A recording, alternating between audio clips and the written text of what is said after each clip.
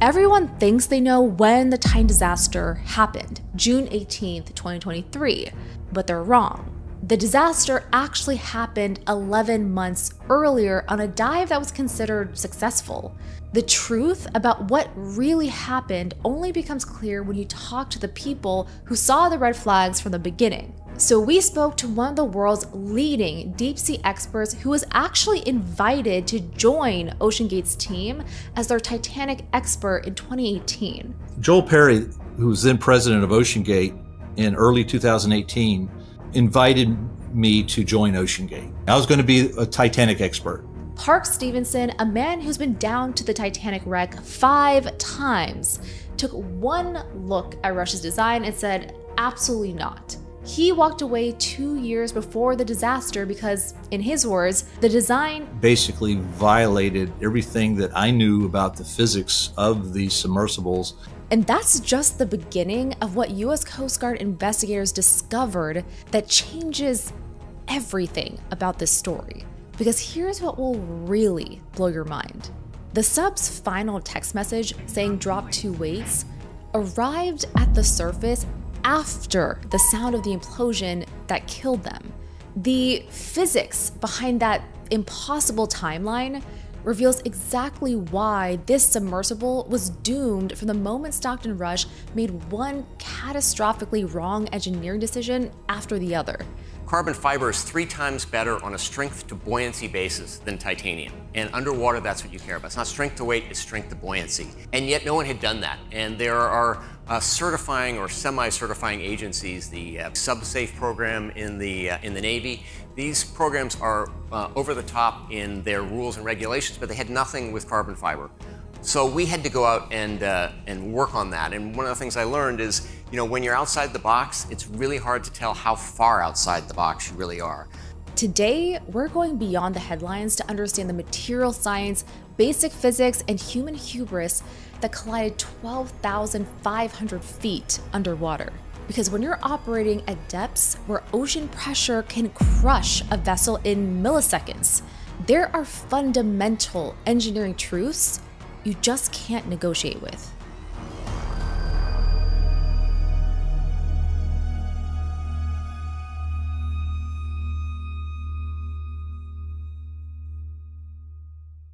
Before we dive into what went wrong, here's a quick timeline of what happened. Early Sunday morning on June 18th, 2023, 5 people with a combined net worth of nearly $1.5 billion climbed into the Titan submersible and descended towards history's most famous shipwreck, the Titanic. British adventurer Hamish Harding, legendary Titanic explorer Paul-Henri Nargeolet, Pakistani businessman Shahzada Dawood, and his 19-year-old son, Suleiman, who went on the Titan sub for his father on Father's Day. And OceanGate CEO Stockton Rush, the man who designed and built the vessel they were all riding in. It was supposed to be an 8-hour expedition, the kind of adventure that ultra-wealthy thrill seekers pay $250,000 a piece for. Instead, it became one of the most preventable engineering disasters in recent memory. Just 1 hour and 45 minutes into its dive, the Titan submersible lost contact. Complete communication blackout, no signals, no contact. But we begin our report with hope.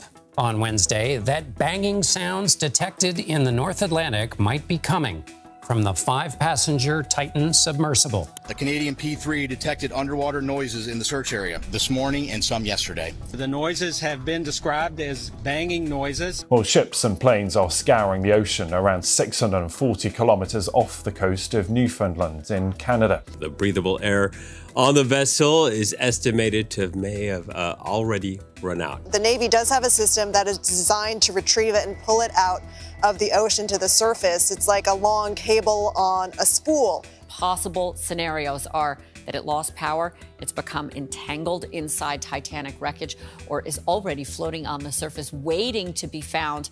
But here's what people are now realizing. This wasn't just a tragic accident. It was the result of a company and CEO driven by ego that systematically ignored decades of established deep sea engineering principles. And the first warning of the dive came 48 hours before they even got in the water. The expedition originally set off on Friday, June 16th from St. John's, Newfoundland, Canada, but then the weather turned. The next day, on Saturday, Hamish Harding posted this on Facebook. Quote, "Due to the worst winter in Newfoundland in 40 years, this mission is likely to be the first and only manned mission to the Titanic in 2023. A weather window has just opened up and we're going to attempt a dive tomorrow," unquote. Now it's Sunday, June 18th, the dive day. At 8 a.m. local time, the Titan submersible prepped to begin its descent. At 12 p.m., the submersible began what should have been a 2-hour descent to the Titanic wreck. By 1:45 p.m., the Polar Prince officially lost all contact with the Titan sub and its crew. This next part will give you chills and reveals exactly when everything went wrong. U.S. Coast Guard investigators released this now viral clip of Wendy Rush, Stockton Rush's wife, and the crew witnessing the loud bang that was likely the sound of the Titan sub imploding, which changed their understanding of exactly when the disaster occurred. You can see Wendy Rush immediately looks concerned, but then the infamous final text message from the sub comes through saying dropped 2 weights. And then you see this relief wash over her face, probably thinking they were all still alive. And as I said at the top of the video, this final message, it arrived after the implosion sound reached the surface. But how was that even possible? Well, based on the speed of the sub's acoustic tech and the speed of sound, that final text took several seconds to arrive on screen, longer than the sound of the implosion took to reach everyone waiting on the Polar Prince, which is wild to think about. But everything we thought we knew about when this disaster happened is wrong. The fatal dive wasn't this one, it was dive 80.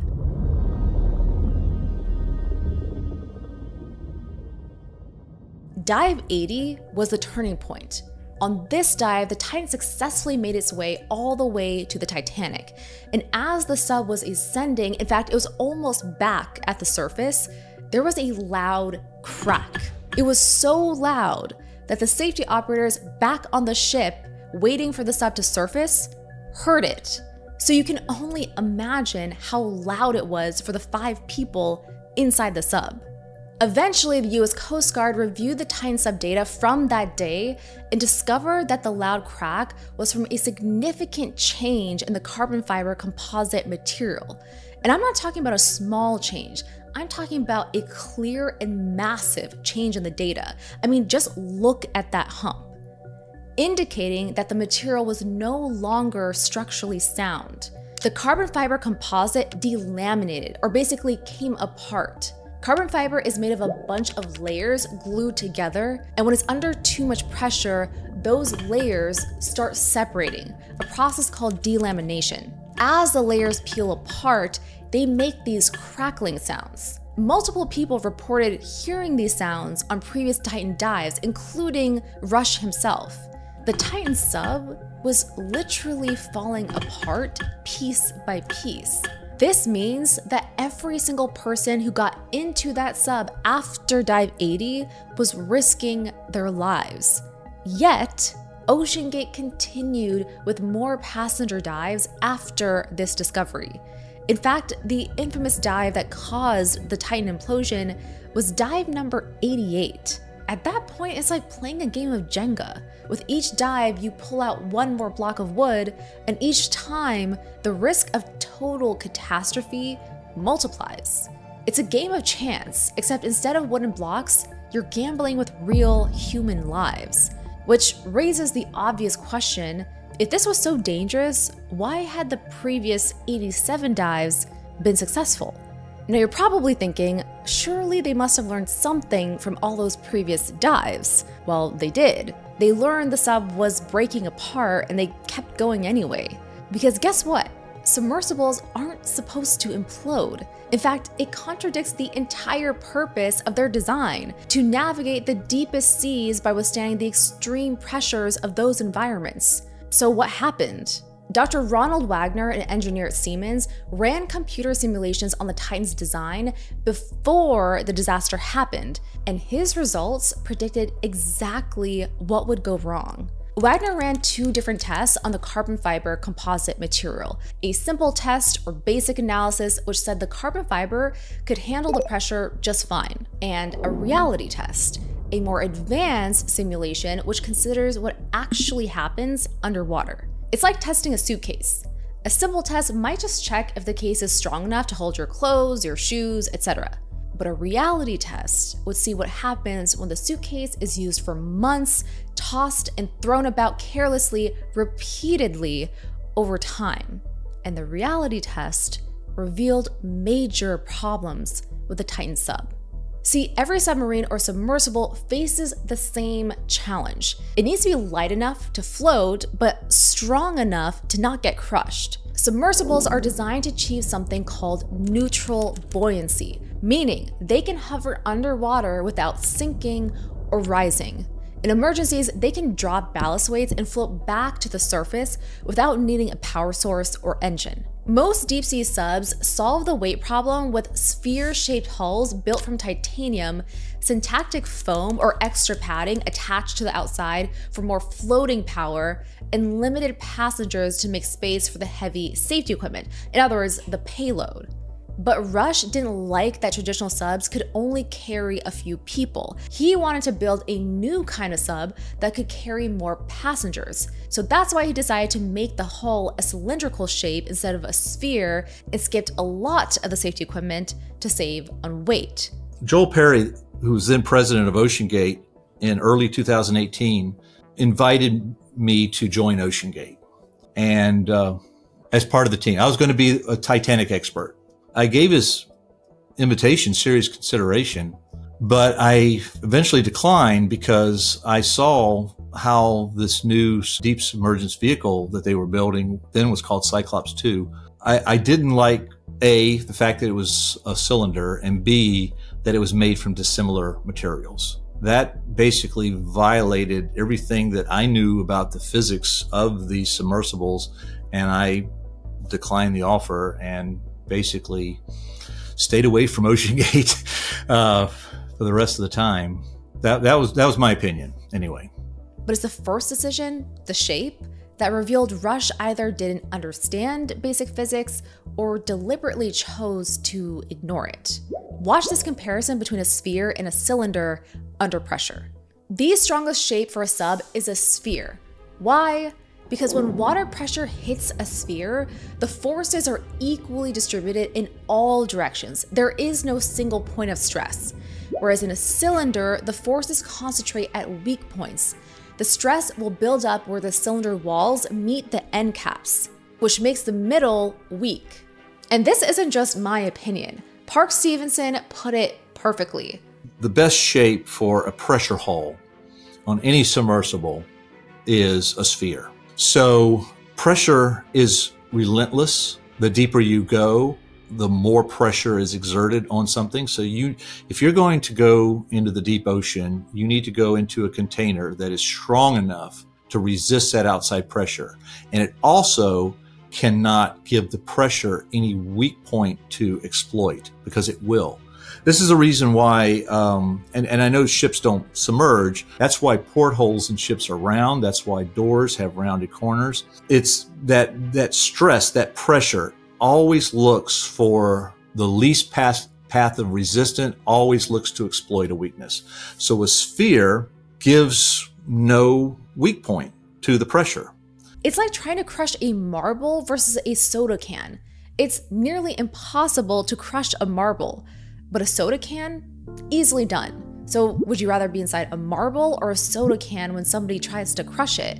Because that's the choice Rush made for his passengers. Now, everybody's heard about the Xbox controller, and yes, controlling a multi-million-dollar submersible with a gaming device is absolutely bonkers. But here's what the memes missed. Something that didn't get much attention during the search is that even if the 5 passengers had somehow survived the implosion, they were probably doomed anyway.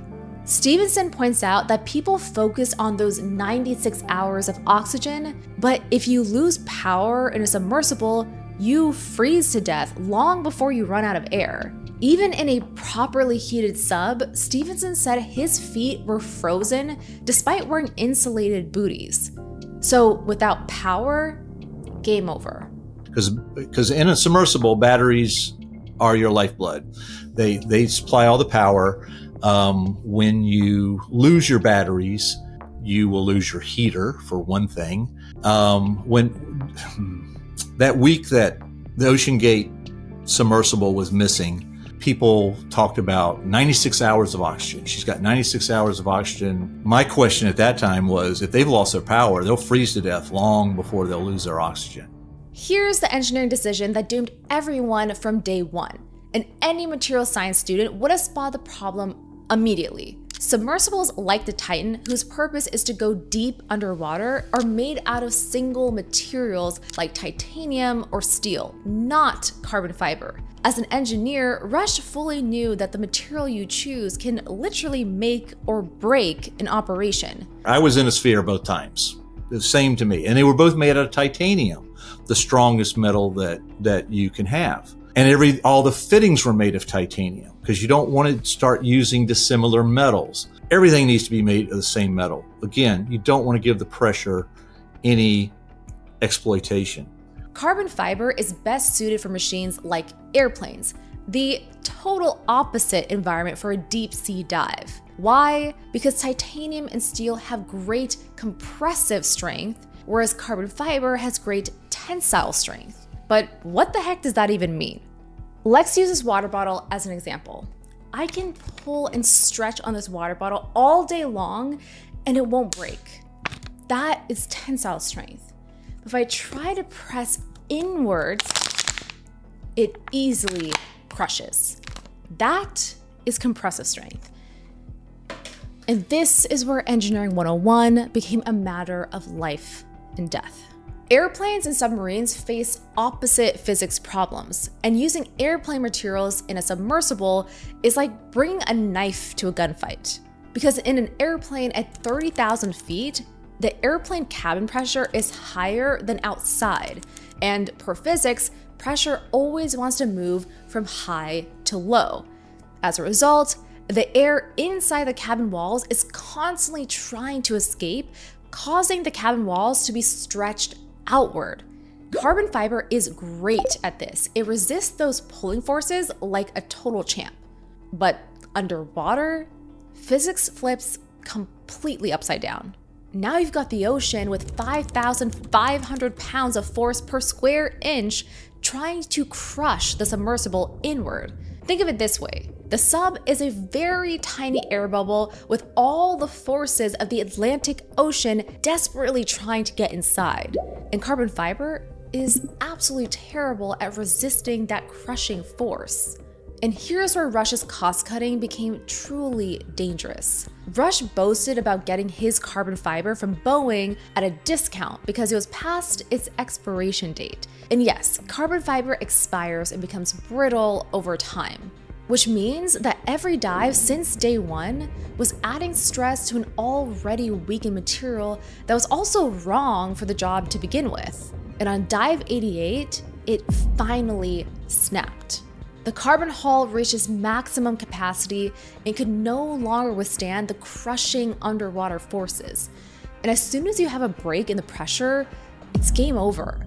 All of that outside pressure is now inside the sub in a matter of milliseconds, and the compressive strength completely gives way. It would have been like crushing an egg. Thankfully, all of this would have happened within tens of milliseconds, too quick for the passengers' brains to process what was happening. That's why there were no bodies to recover. As they say, everything begins as biology and ends in physics. Now the 5 passengers are just particles. Perhaps most damning of all, Stephenson, who has been in multiple deep sea submersibles, said, I'm actually surprised that Titan lasted for as many dives as she did. A world expert in submersibles was shocked it didn't fail sooner. That tells you everything you need to know about Russia's engineering choices. But investigators found something that shouldn't have survived. What they discovered tells us exactly how violent this implosion really was. This is part of the new information released by the US Coast Guard and is by far one of the most chilling parts of the Titan saga.